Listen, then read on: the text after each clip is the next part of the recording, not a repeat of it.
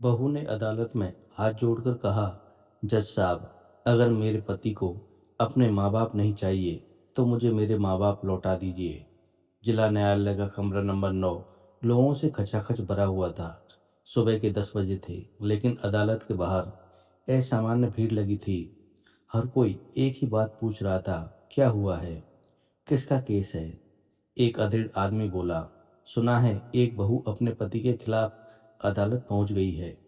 दूसरा हंस पड़ा, अरे, फिर वही दहेज या तलाक का मामला होगा। तभी कोर्ट का दरवाजा खुला। अंदर का नज़ारा देखकर लोगों की हंसी गायब हो गई। कटघरे में एक लगभग 28 साल की युवती खड़ी थी। चेहरे पर आंसू थे, लेकिन आंखों में अजीब सा आत्मविश्वास। उसका नाम था नंदिनी। उसके सामने उसका पति राहुल, उसके दोनों बड़े भाई और उनकी पत्नियां खड़ी थी। पीछे बेंच पर बैठे थे दो बूढ़े चेहरे, 72 वर्षीय गोपाल प्रसाद और उनकी पत्नी शांति देवी।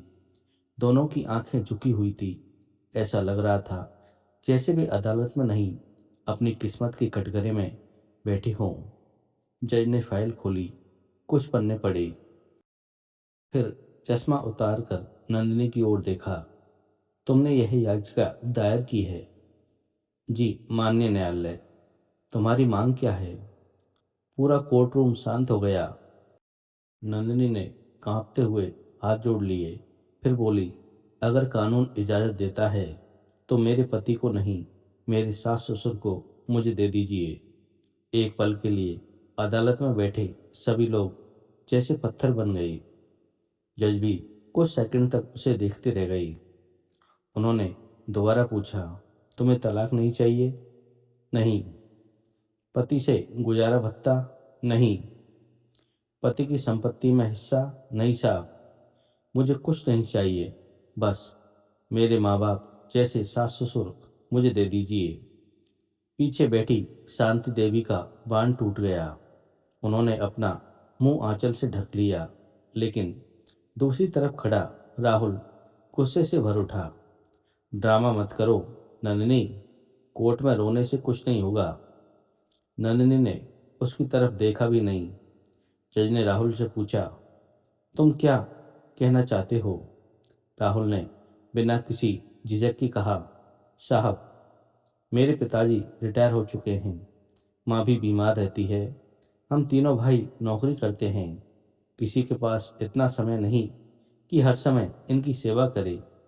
हमने शहर के सबसे अच्छे वृद्धाश्रम में बात कर ली है।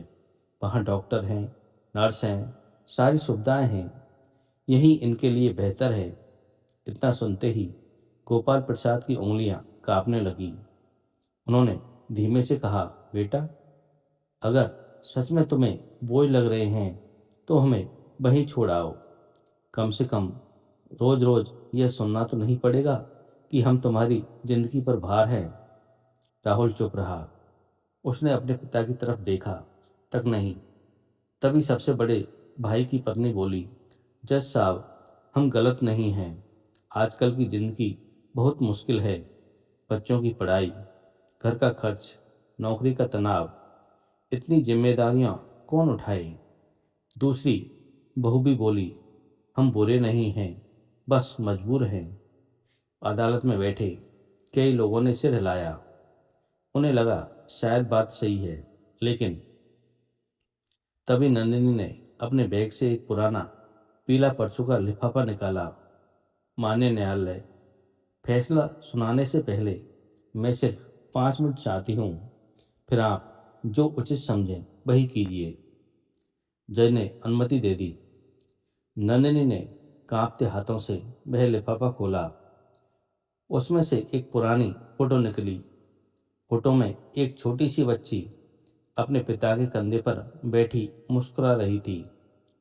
नंदिनी ने फोटो सबको दिखाते हुए कहा, यह मैं नहीं हूँ, यह मेरी सासू माँ हैं और इन्हें कंधे पर बैठाने वाले मेरे बाबूजी हैं।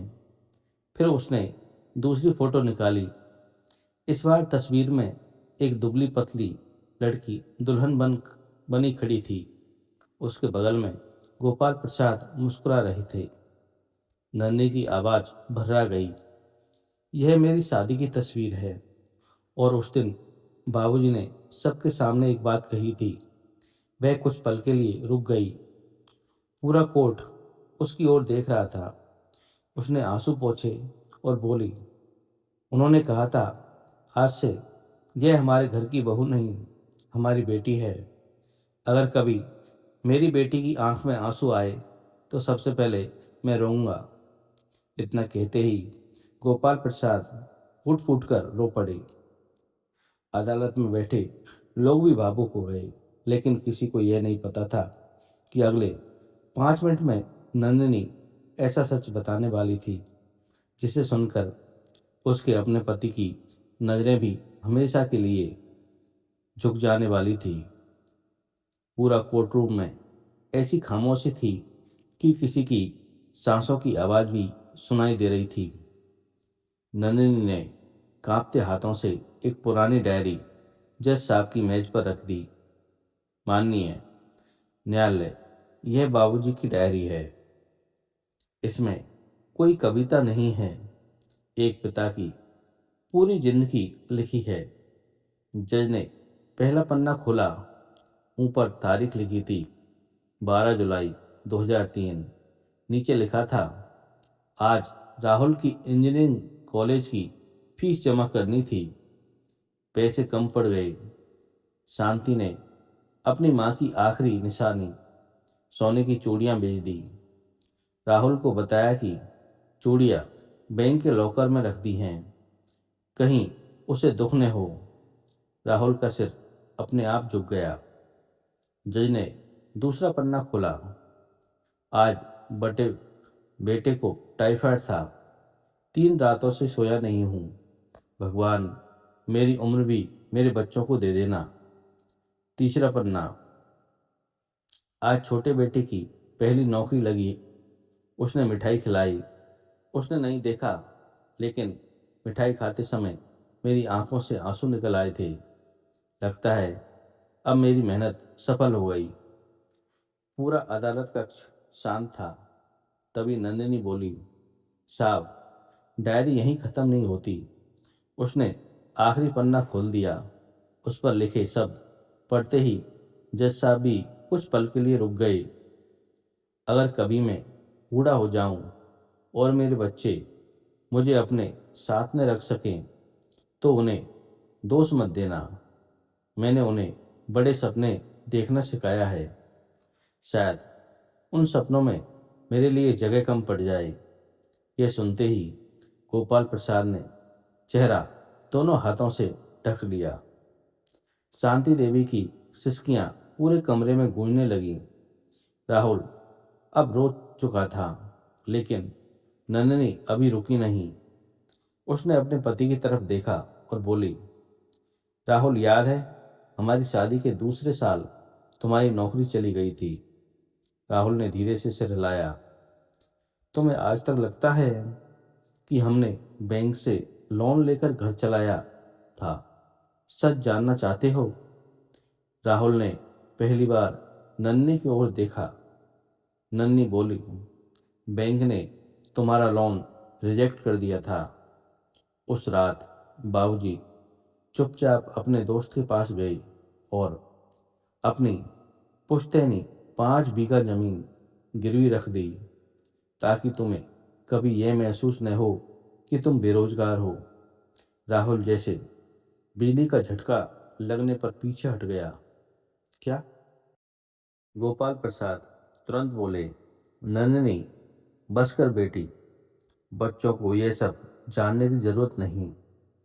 नंदिनी रोते हुए बोली, नहीं बाबूजी, आज सच सामने आएगा, क्योंकि जिस त्याग को छिपा दिया जाए उसकी कीमत अगली पीढ़ी कभी नहीं समझती। पूरा अदालत कक्ष आंसू पोंछ रहा था, लेकिन सबसे बड़ा सच अभी बाकी था। नंदिनी ने अपने बैग से एक अस्पताल की पुरानी फाइल निकाली। उसे देखते ही शांति देवी घबरा गई। बेटी, वह मत दिखा। नंदिनी बोली, आज यह भी दुनिया को जानना चाहिए कि एक माँ अपने बेटे के लिए कितना छिपा सकती है। नंदिनी ने कांपते हाथों से अस्पताल की पुरानी फाइल जज साहब के सामने रख दी। माननीय न्यायालय, यह फाइल आज से 5 साल पुरानी है। जज ने फाइल खोली। अंदर ऑपरेशन के कागज, दवाइयों की पर्ची और अस्पताल के बिल रखे थे। नंदिनी बोली, राहुल, तुम्हें याद है जब तुम्हारा एक्सीडेंट हुआ था? राहुल की आंखें फैल गई। हाँ, डॉक्टर ने कहा था कि ऑपरेशन तुरंत करना होगा, लेकिन तुम्हें आज तक एक सच नहीं पता। राहुल घबराकर बोला, कौन सा सच? नंदिनी ने बिल उठाया। ऑपरेशन के लिए 8 लाख रुपए चाहिए थे। तुम्हारे दोनों भाइयों की अपनी अपनी मजबूरियां थीं। किसी के पास इतने पैसे नहीं थे। तब बाबूजी ने अपनी आखिरी बची हुई खेती बेच दी और माँ जी ने अपनी माँ की दी हुई मंगलसूत्र और सारे गहने गिरवी रख दिए। लेकिन जब तुम ठीक होकर घर लौटे तो तुमसे कहा गया कि कंपनी के मेडिकल इंश्योरेंस ने सारा खर्च उठा लिया। राहुल के हाथ कांपने लगे। वह अपने पिता की ओर देखने लगा। गोपाल प्रसाद ने नजरें झुका ली। धीरे से बोले, बेटा, अगर उस समय सच बता देता तो तुम्हें अपनी जान बचने की खुशी कम और हमारे त्याग का बोझ ज़्यादा महसूस होता। इसलिए हमने झूठ बोल दिया। राहुल वही घुटनों के बल बैठ गया। उसकी आंखों से आंसू रुक नहीं रहे थे। वह रोते हुए बोला, बाबूजी, मैंने तो कभी पूछा तक नहीं। गोपाल प्रसाद ने कांपते हाथों से उसके सिर पर हाथ रखा। हर पिता अपने बेटे से हिसाब नहीं मांगता बेटा, बस चाहता है कि बुढ़ापे में उसे पराया मत समझना। पूरा अदालत कक्ष रो रहा था। जज साहब ने कुछ क्षण आंखें बंद रखी, फिर उन्होंने अपना फैसला सुनाया। आज इस अदालत के सामने कानून से बड़ा प्रश्न इंसानियत का है। माता पिता कोई सामान नहीं है कि उनका बंटवारा कर दिया जाए। वे स्वयं निर्णय करेंगे कि कहाँ रहना चाहते हैं। फिर उन्होंने गोपाल प्रसाद और शांति देवी से पूछा, आप दोनों क्या चाहते हैं? दोनों ने एक दूसरे की ओर देखा। फिर गोपाल प्रसाद मुस्कुराए, साहब, अगर हमारी बेटी नंदिनी तैयार हो तो हम उसके साथ रहना चाहेंगे। पूरा कोर्ट एक साथ उनकी ओर देखने लगा। राहुल फूट फूट कर रो पड़ा। वह नंदिनी के पैरों में बैठ गया। मुझे माफ कर दो। मैं माँ बाप के होते हुए भी अनाथ जैसा सोचने लगा था। नंदिनी ने तुरंत उसे उठाया। माफी मुझसे नहीं, उन दो लोगों से मांगो जिन्होंने तुम्हें चलना सिखाया था। राहुल अपने माँ बाप के चरणों में गिर पड़ा। उसके दोनों बड़े भाई भी रोते हुए उनके पैरों से लिपट गए। तीने तीनों बहुएं भी शांति देवी के गले लगकर रोने लगी। अदालत में मौजूद हर व्यक्ति खड़ा हो गया। कई लोगों ने ताली नहीं बजाई क्योंकि उनके हाथ आंसू पोंछने में लगे थे। जज साहब ने मुस्कुराकर कहा, आज अदालत ने कोई मुकदमा नहीं जीता। आज एक परिवार हारने से बच गया। अगले दिन अखबार की पहली सुर्खी थी, बहू ने अदालत में मांगा सास ससुर का साथ, बेटों ने मांगा माफी का अधिकार। कहते हैं उस खबर को पढ़कर कई लोगों ने उसी दिन अपने माता पिता को फोन किया। कई बहुओं ने अपनी सास का हाथ पकड़कर कहा, माँ, जब तक मैं इस घर में हूँ आपको कभी अकेला नहीं होने दूंगी। और कई बेटों ने पहली बार महसूस किया, माता पिता की सबसे बड़ी इच्छा हमारी कमाई नहीं होती, बल्कि यह भरोसा होता है कि बुढ़ापे में उनका अपना घर उनसे कभी नहीं छिनेगा।